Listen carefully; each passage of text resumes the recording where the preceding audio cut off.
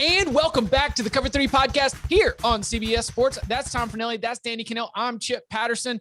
We can't stop checking in with you. There's just been too much happening. We are recording here on Thursday morning, about 10:30 on the East Coast. And so as we sit, we'll start with some very basics. There's going to be a meeting at 4 p.m. Eastern time this afternoon of the SEC University presidents. And based on an announcement from the Texas A&M Board of Regents, then it looks like Texas A&M will be a yes vote to admit Texas and Oklahoma. We've been told by some reporters, you never know what might happen when they get on the call, but important date, 4 p.m. We are expecting that is when the SEC will vote to approve and extend membership to Texas and Oklahoma. Texas and Oklahoma have University Board of Regents meetings for Friday. So we're basically looking at the last pieces of Texas and Oklahoma to the SEC. When it happens, that's all up for debate. But gentlemen, that's not the juicy part of this, is it? No. Buried the lead. But I wanted to get the business out of the way, okay? Yep. Because this is getting juicy. So the Big 12 has sent a cease and desist letter to ESPN asking them to cease and desist any contact with existing Big 12 members, trying to sway them on what they should do with the next round of conference realignment. ESPN has responded by saying there is no merit to these claims, but reporting at multiple outlets indicates that there was some pressure, or at least suggestion, for existing Big 12 members, the orphaned 8, to try and go and join the American Athletic Conference, which ESPN has a relationship with. What? The Big 12 has a relationship with ESPN. That's part of it too. Like the ESPN on ESPN Plus broadcasts Big 12 sports. Like the Big 12 issued a cease and desist to one of its television partners. It's amazing. And this is nuts, right? And why, when you say it's been reported, I kind of laugh, because this is the easiest reporting that our own Dennis Dodd, Pete Thamel, Ralph Russo, like just go down the list of college football writers, and Bob Bowlesby talked to every single one of them. And even like almost felt like when you followed the quotes, like he was trying to make sure he even emphasized even more how upset he was, how much more, because initially it was like, I saw Ross Dellinger, I think he said, well, there's an anonymous conference that he's had ties with ESPN that they've been trying to poach our conference. And then like 3 reporters later, oh, it's been confirmed that it's the American. Bowlesby went scorched earth yesterday, which if I'm him, I'm probably doing. He found out just like we did. I don't know if he was on vacation like I was, just chilling. I know it was around Big 12 media days, but imagine being the conference of the the conference commissioner in the Big 12, and you're sitting there and your phone lights up and you get an alert from Twitter that says Oklahoma and Texas are leaving. Your 2 biggest brands just made a deal to bounce from your conference. I would be livid too if I was him. And he's not going down without a fight, which I think is very interesting. But there's so many different angles to this, and you guys alluded to it. ESPN is one of them. They're going after the hand that feeds them, which also, by the way, is the most powerful brand, in college football. They own college football essentially. I know Fox is involved. I know CBS is involved, but let's be real. They own the playoff. Yeah, they own the playoff. ESPN owns the playoff. Television product. A ton of bowls. Yes. So there's so many different angles to this, and it's the crazy wild offseason just got that much wilder. Yeah, my favorite part of it all, though, too, like you were saying, Danny, is like you go through all these stories from all these different outlets, through all these different reporters, and it's Bowlesby very much on the record and being very upfront with what he says. But then every single one of them is like, oh, and an unnamed source told us it was the American. I'm just speculating here, but I think I know who the unnamed source was who told him it was the American Athletic Conference doing it. But Chip, this is just proof that goes back to what I was saying last week about you're trading in the NCAA for ESPN. That's all any of these schools or conferences are doing. The NCAA is dying. ESPN will be the new governing body of college sports, and they kind of already have been. And now they're just clearly throwing their weight around even further, because if you're ESPN, like, if you get the Big 12 to dissolve, first of all, you have TV rights to the Big 12. You have money that you owe them. You also have the Longhorn Network, which you owe money to Texas for. And I don't know the actual numbers, but my gut tells me that if they're making a profit on the Longhorn Network, it's not a big one.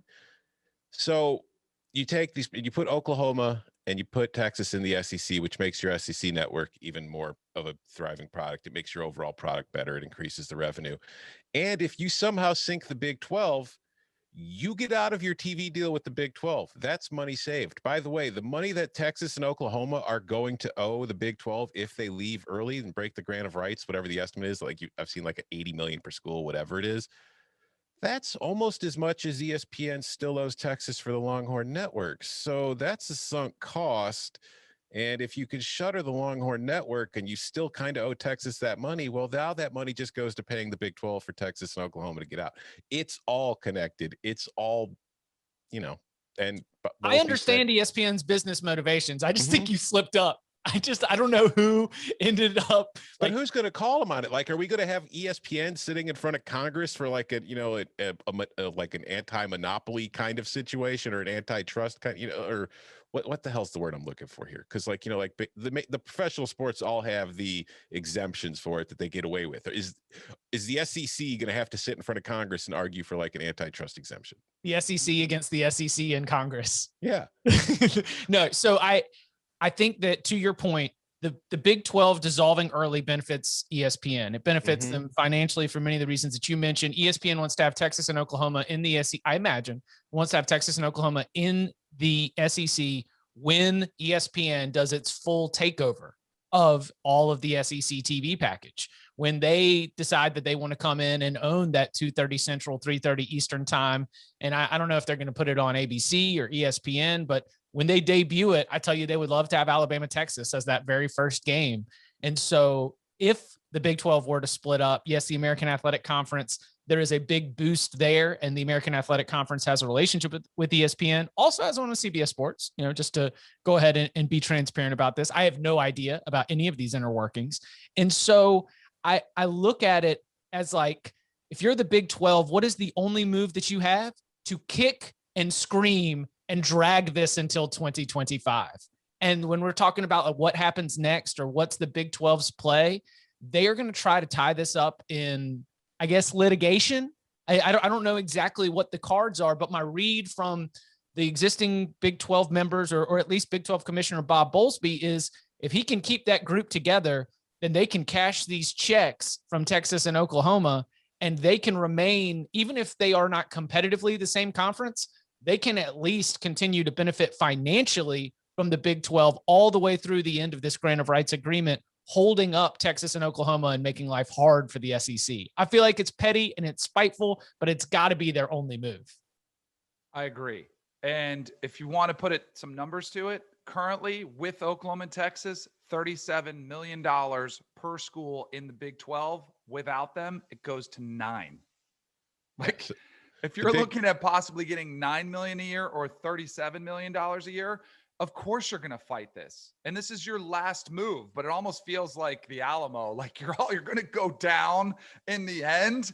But if you're going to go down, but I do think it's the only play, but I do think it's the play he should make, Bob Bowlesby. If he's trying to salvage what's left, you buy time, you still have revenues coming in. He told reporters on the record about how tough a year it was for a lot of schools in the Big 12 financially because of COVID, because of lack of ticket sales. He said, so a lot of this is, yes, you're buying time, you're getting the money that's coming in, and then you try to make the next move, which is really the only thing you can do. I have a question for you guys. He's told several reporters on the record he's got evidence. What do you think it is? Do you think he does? Do you think he's got anything? I'm very curious to know what he's got. I mean, it's the thing I'm wondering is like, I am sure that somebody, like, there's probably some sort of quote unquote paper trail of contact between ESPN and, the American and the schools. But what we can't know for sure is, let's say ESPN did talk to the American Athletic Conference.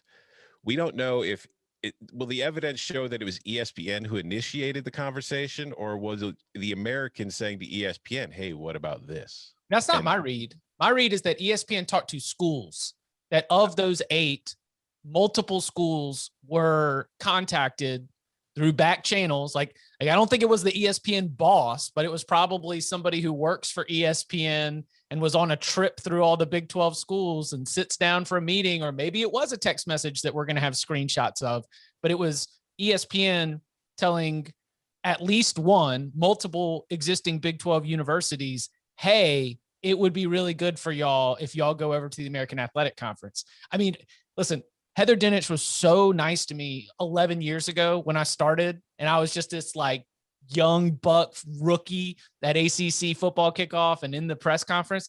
But she had a tweet 2 days ago that said, expect the American Athletic Conference to be aggressive and try to get to 14 to 16 teams. Mm-hmm. I'm like, oh, and that tweet's getting quote tweeted again, like starting last night. And again, it's like, well, yeah, that was the plan.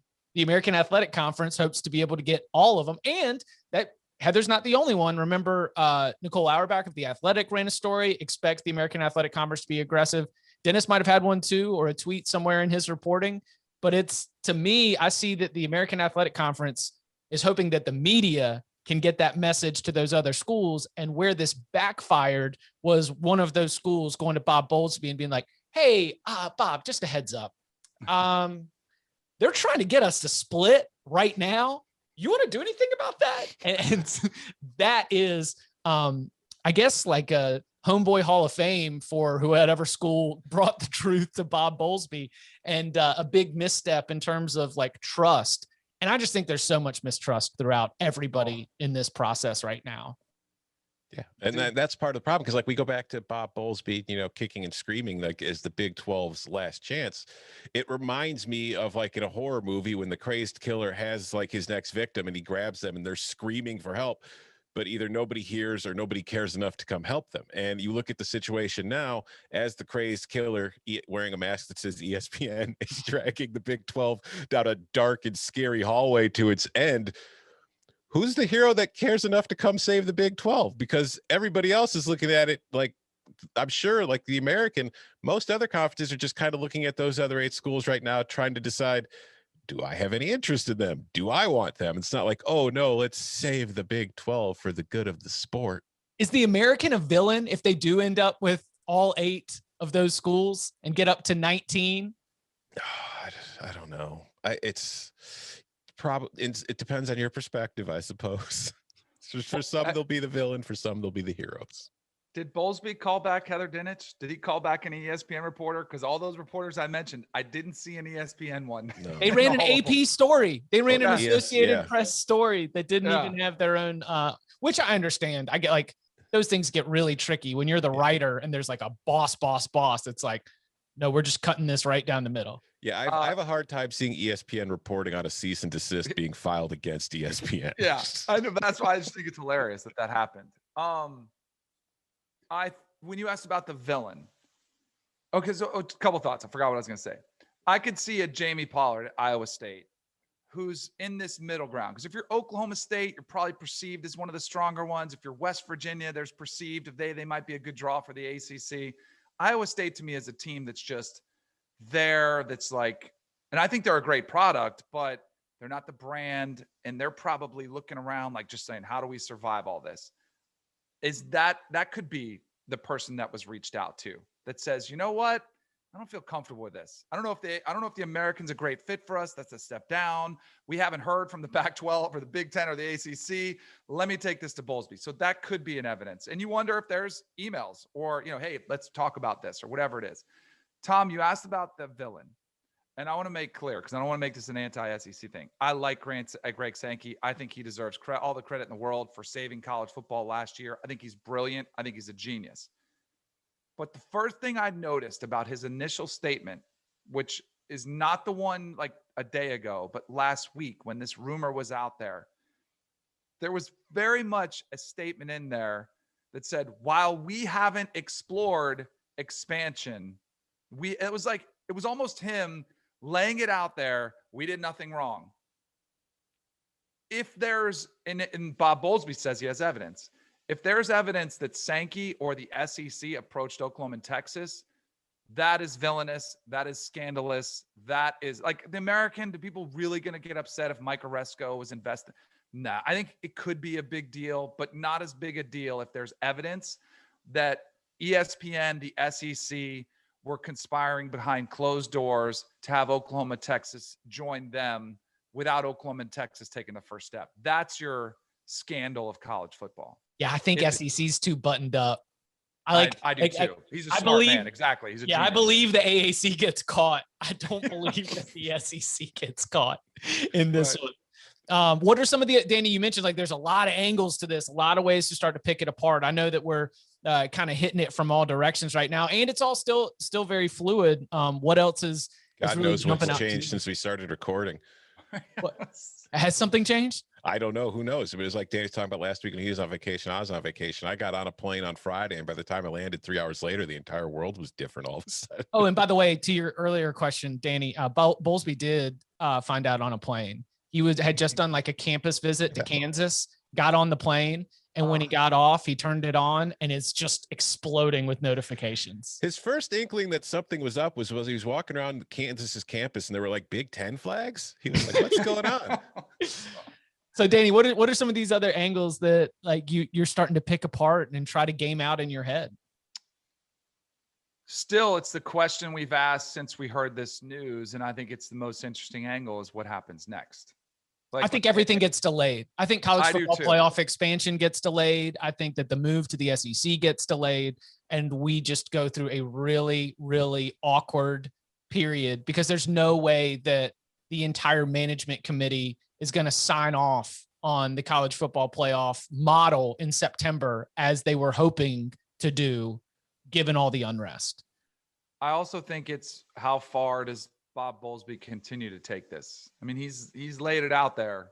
This is where we're going. I mean, a cease and desist to ESPN, and then he goes on this rampage is the nuclear option. But I think it was the only option he had to make. So to Tom's point, like, do we see this play out in the courts? How far does this go? Is there a settlement? Is there some sort of salvage? Because a part of me, like, you're burning a bridge. Like, what if the Big 12 gets to the end of this and they keep collecting those $37 million checks, all the members of the institution, and then they start to recruit Mountain West, American, who knows where they go, Sun Belt, wherever they go. And then they want to continue to be perceived as a power conference. Who are they going to, like, wouldn't you want ESPN at the table to be a broadcast partner? But is that bridge burned beyond repair? It sure feels like this just did it. But that to me is one of the interesting angles. Like, what does this mean for what's next? See, I'm skeptical that this is going to delay anything. Okay. I don't think we're going to see the timetable delayed because the truth is, like, Oklahoma and Texas are going to the SEC. If word comes out that the SEC and ESPN initiated it, it'll be a bad look for a week. It won't stop anything from happening. Oklahoma and Texas are going to the SEC. So if you are the rest of the Big 12 right now and you're those eight schools, you're on a sinking ship. It might be sinking slowly, but you're still on that ship and you need to find a way to get off. So if you're Kansas, if you're Iowa State, if you're Oklahoma State, any of these schools, if other conferences start coming and they're offering something that's attractive to you and you're looking for any kind of lifeboat to get on to get off of this ship, you're probably going to be more inclined to take those offers than you are to save the Big 12.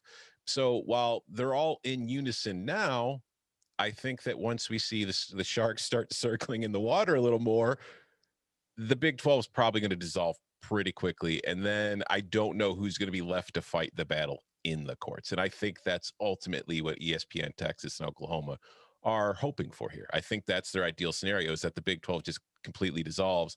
They can move on. And then ESPN still being ESPN and still owning the college football playoff and still having so much power in the sport, and the SEC having so much power in the sport, they'll be able to get playoff expansion through still, because the Big 12 won't be around to fight it. And all those schools are still going to want to have access to a college football playoff, whether they're now in the American, the Big 12, or the Big 10, the Pac 12, the Mountain West, wherever they end up. My understanding is they wanted to announce the new approved format in September. I feel like that seems less likely. Yeah, but I don't think you're going to stop the expansion from happening. You might delay the official announcement. Or like, okay, so the earliest possible date was 2023. Then there's also the option of letting it play all the way out. So we finish the 12 years and then we start the cycle back. I think that's what, 2025 or 2026. By the way, the 2025 season is also one where if we're talking about the Big 12 and media rights, they're a free agent. So I'll tell you what, if the Big 12 still exists in the 2025 college football season, I will be shocked if ESPN is their media rights partner. That is a Fox, FS1, Amazon, Netflix, Hulu, Paramount Plus. Hey, yeah. Paramount Plus. There we go.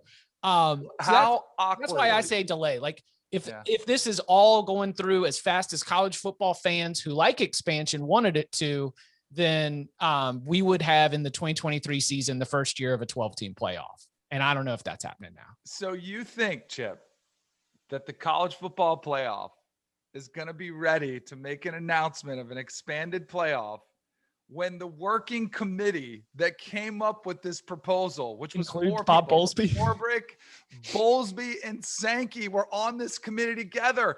How awkward is that next Zoom call or whatever they do? God forbid it's in person. Like I would love to be a fly on the wall or to have access to the video to that opening comment.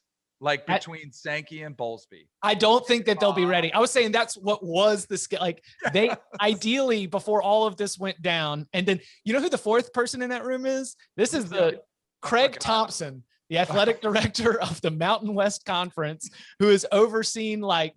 Hey, he put out a statement. He broke away from the WAC. Like he knows conference realignment. They've dealt with a lot of like moving pieces, but you're very right. Swarbrick, Sankey, Bowlesby, Thompson. Maybe Bowlesby's just not at the next meeting because who owns the playoff? Who controls the committees? Maybe somebody just doesn't get invited to the next meeting. Wes Durham told a funny story the other day that at the very final like university presidents and athletic directors meeting in the SEC that Missouri was at before they left, and it was already sort of known or it was in the tea leaves or things had gotten going, but they were in a big conference room, like 20-foot table, and Missouri went and sat at the other end, like on the other end of the like 15 seats in between them and everybody else. That's what Bowlesby's going to do. They're going to have a table where they should all be sitting close to each other. Bowlesby's going to sit at the end. Yeah. If you're watching on youtube.com/cover3, you can see Tom with his arms folded. Yeah, that's fascinating. So our final notes here is we expect, Tom, you're saying things are still just going to plow ahead. They're just going to be messy. Yeah. I mean, yeah, I don't, maybe do you trust the Big 12 to stick together? The Big 12 has to stick together if they're going to drag this out. No.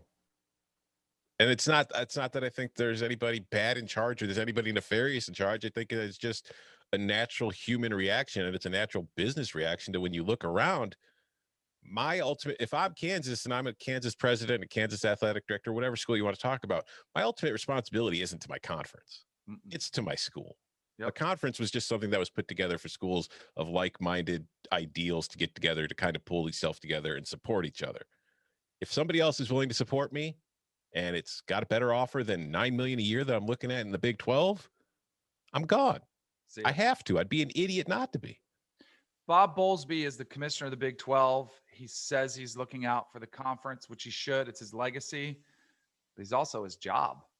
Yeah. Right? Big 12 goes away. His job goes away. I have a feeling the cease and desist was more of a shot fired at ESPN. And I know a lot of these executives. That's why I'm dying to know like who was said, because they're great dudes, but they also like they have conversation. Maybe it was on a golf course. Maybe it was out at a golf outing or something. It's just a very casual, text that took place. But then there's more serious conversations when you open up that door. I think that was them saying, "Hey, stop messing with us." I think that's just his last salvo. And maybe it does keep the executives there out of it.